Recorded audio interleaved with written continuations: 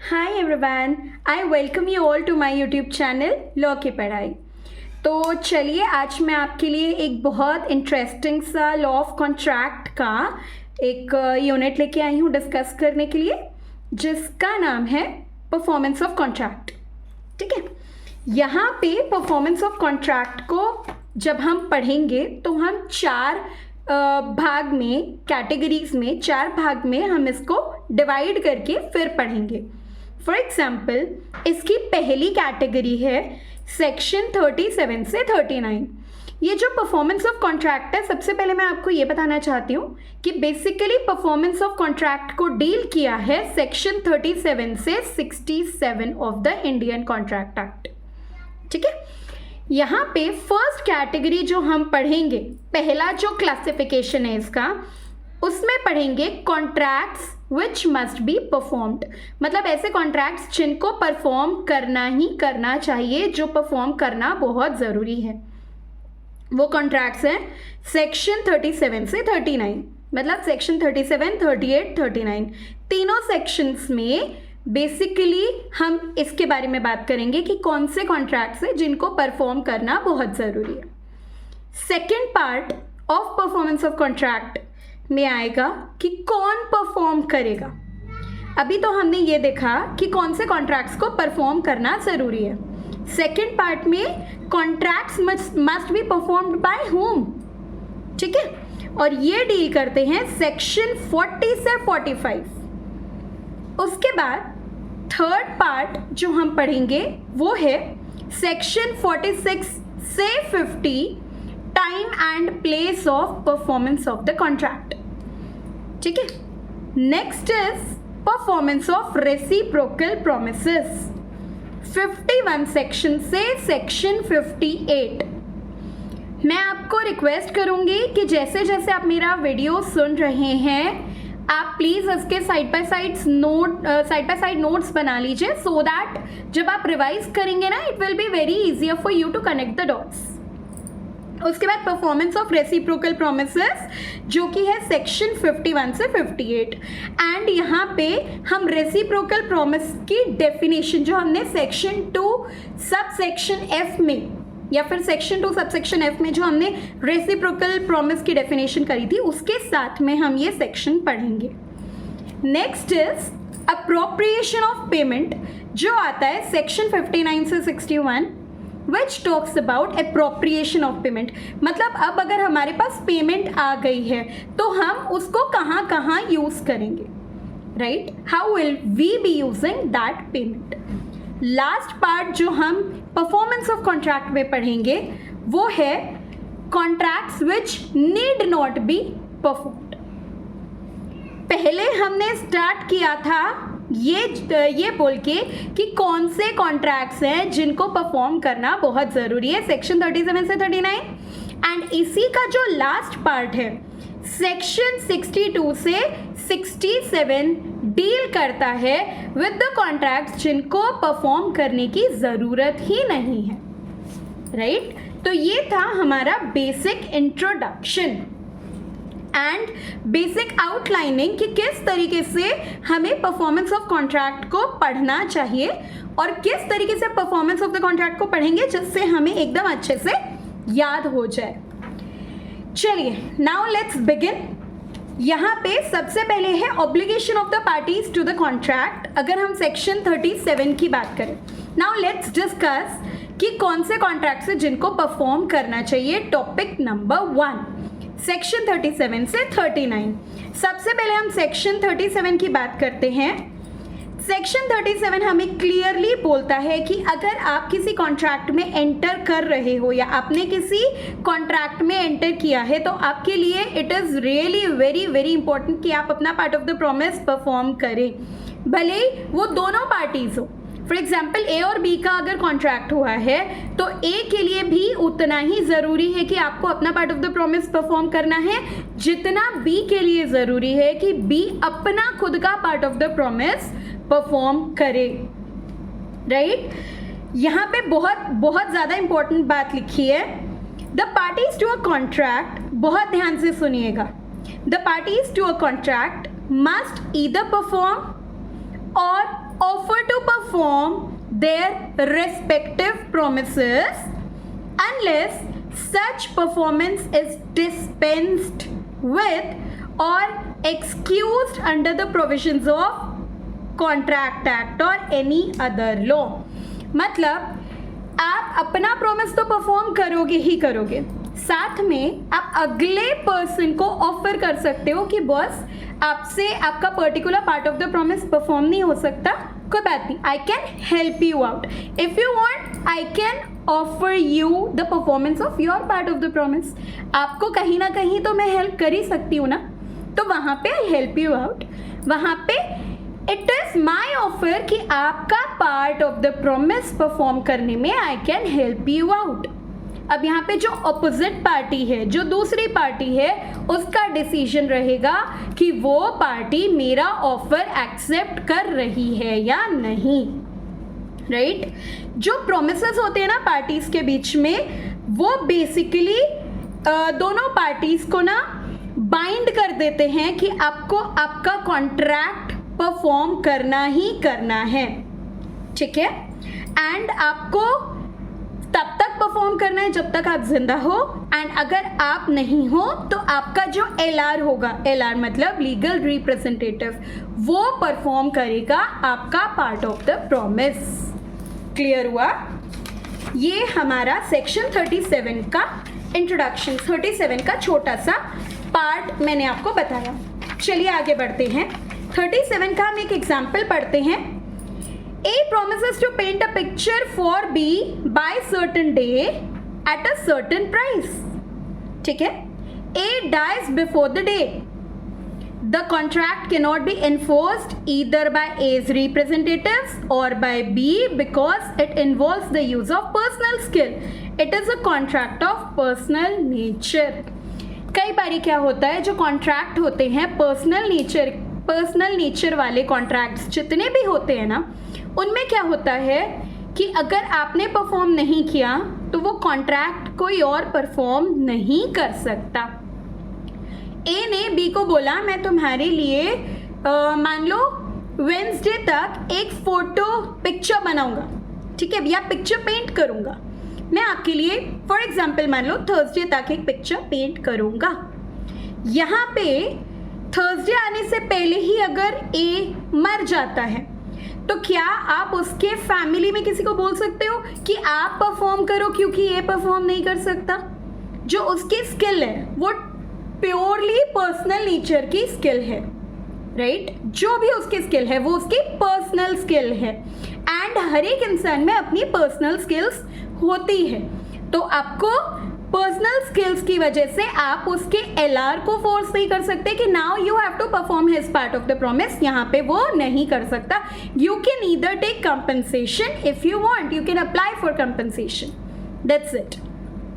ठीक है, अगर हम एनालिसिस करें सेक्शन 37 की तो मैं बेसिकली पढ़ देती हूँ इंपॉर्टेंट पार्ट, प्लीज ध्यान से सुनिएगा. The basic rule is that the promiser must perform exactly what he has promised to perform. Promiser ने जो promise किया है perform करने के लिए, वो promiser ने perform करना ही करना चाहिए.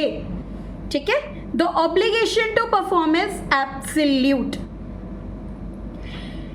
and only यहाँ पे सिर्फ अगर पर्सनल स्किल की बात आती है and if that person is no more, वो उसका कॉन्ट्रैक्ट वहीं खत्म हो जाता है. The other party may ask for compensation.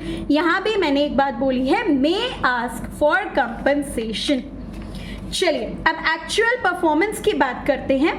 Actual performance में जो पर्टिकुलर पर्सन है दो कॉन्ट्रैक्ट में, एक ए है एक बी है, वो जब एक्चुअली कॉन्ट्रैक्ट को परफॉर्म कर देते हैं, उन्होंने जो प्रॉमिस किया है, कुछ भी करने का प्रॉमिस किया है, जब वो लोग अपना प्रॉमिस कंप्लीट कर देते हैं तो उसको बोलते हैं actual performance.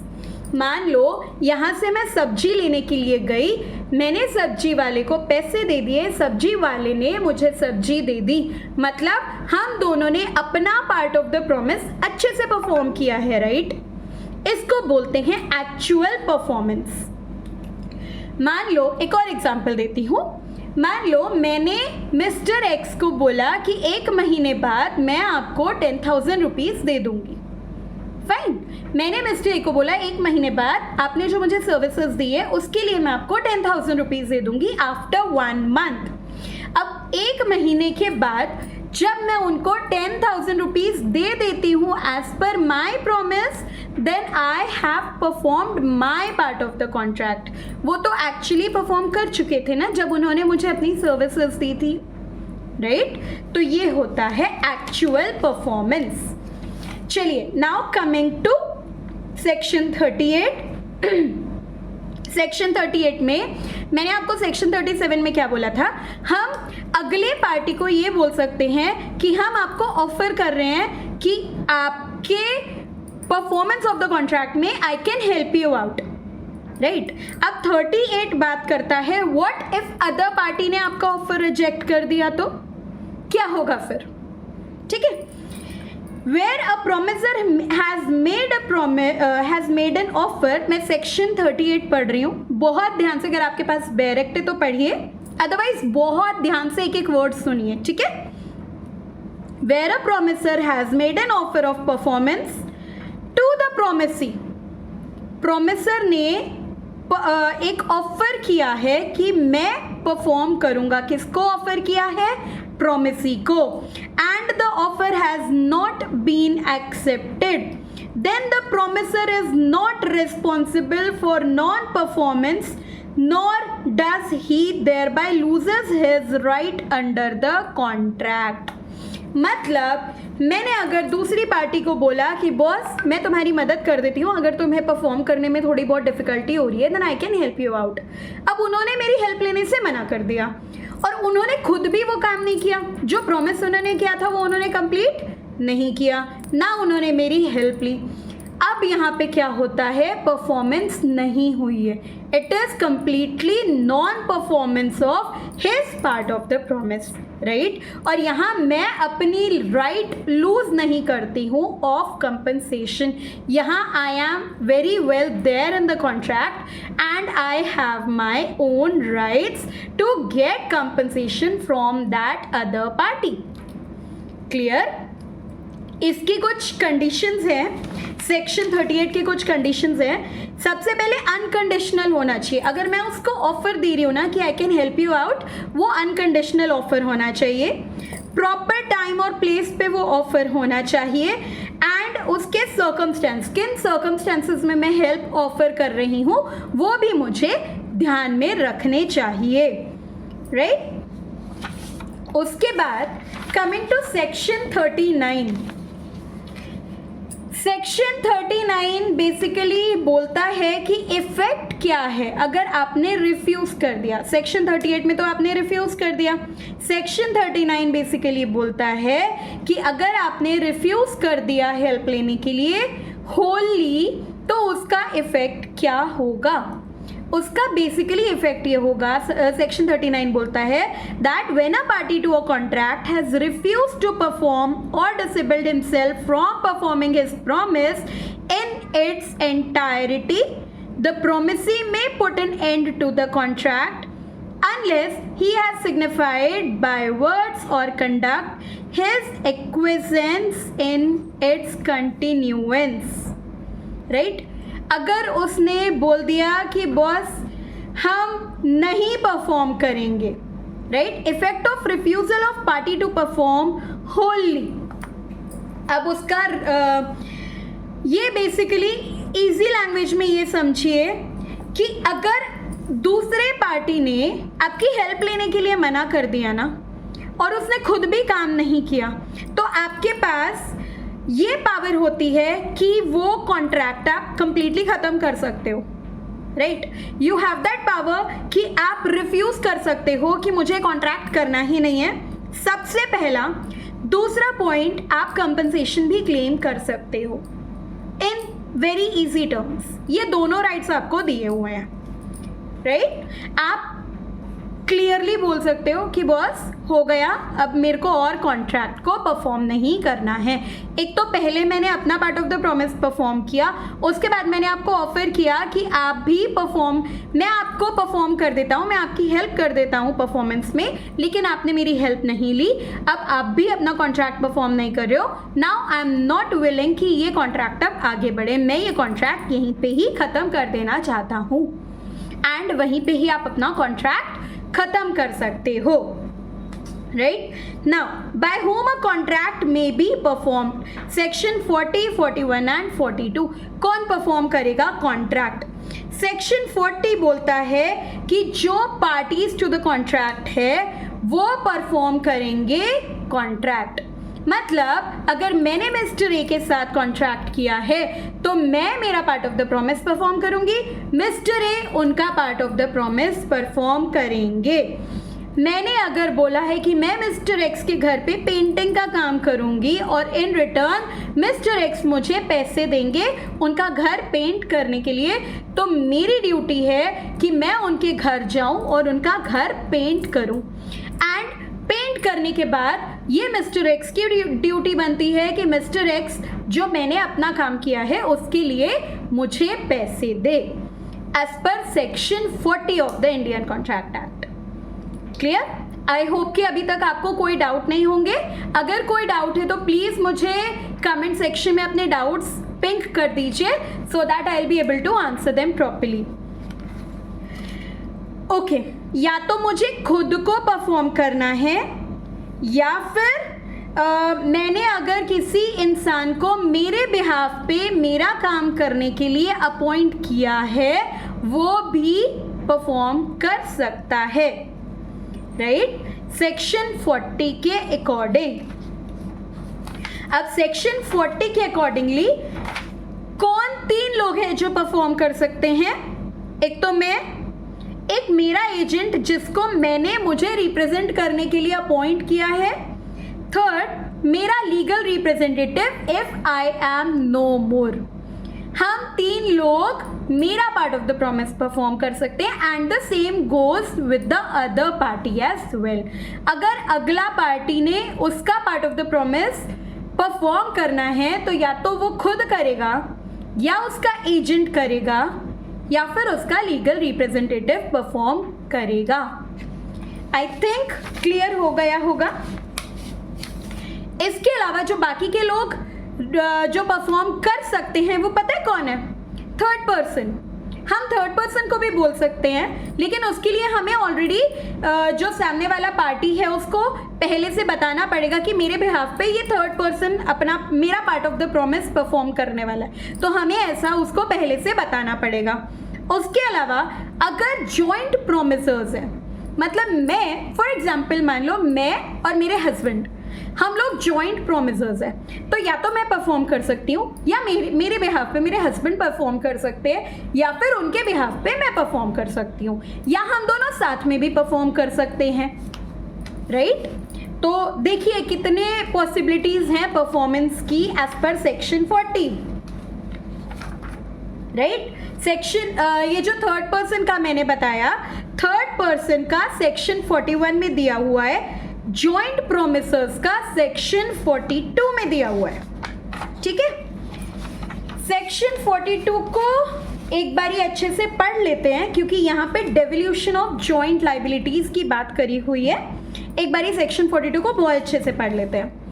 When 2 or more persons have made a joint promise, 2 or more persons have made a joint promise, then unless a contrary intention appears by the contract, all such persons during their joint lives and after the death of any of them, his representatives jointly with the survivor or survivors, and after the death of the last survivor, the representatives of all jointly must fulfill the promise. Section 42 ना थोड़ा detail में कूद गया है, चलिए section 42 समझाती हूँ। Section 42 में मान लो ए और बी हैं, ठीक है। ए और बी दोनों ने जॉइंट कॉन्ट्रैक्ट किया सी के साथ, ठीक है, ए और बी ने जॉइंट कॉन्ट्रैक्ट किया सी के साथ कोई काम करने के लिए। अब ए और बी में से ए मर जाता है, बी जिंदा है। ए और बी का ऐसा कोई रिलेशनशिप नहीं है, वो किसी पर्सनल रिलेशन में नहीं है, राइट। अब यहाँ पे जो ए है उसका लीगल रिप्रेजेंटेटिव बी के साथ मिलके उनका part of the promise fulfil करेगा टुवर्ड्स सी, राइट। अब यहाँ पे मान लो अगर ए भी मर जाता है, बी भी मर जाता है, तो दोनों के legal representatives together they will join hands and they will perform a और बी का प्रॉमिस टुवर्ड्स सी, ठीक है। बहुत इजी सेक्शन है। एक बारी अगर आपको लग रहा है कि दोबारा मेरा वीडियो सुन लेना चाहिए तो आप ज़रूर सुन लीजिए। एंड आगे बढ़ने से पहले I would like to request you to please मैं आपके लिए लिटरली बहुत मेहनत कर रही हूँ, so like share and subscribe to my YouTube channel. And अगर कोई डाउट्स हैं तो कमेंट सेक्शन में अपने डाउट्स मैसेज कर दीजिए। And don't forget to share my video, क्योंकि ये ना बहुत ज़्यादा इम्पोर्टेंट नॉलेज है। जितना आप लोग इस नॉलेज को स्प्रेड करने में मदद करेंगे ना, एंड एकदम ऑथेंटिक नॉलेज है, राइट। तो प्लीज़ जितना आप इस नॉलेज को स्प्रेड करेंगे दूसरों के पास भी नॉलेज जाएगी, और नॉलेज बांटना बहुत अच्छी बात होती है। इसीलिए please I would like to request you all कि मेरा वीडियो शेयर कर दीजिए, मुझे भी अच्छा लगेगा। It will be like a reward for me, ठीक है। तो चलिए let's move on to section 43।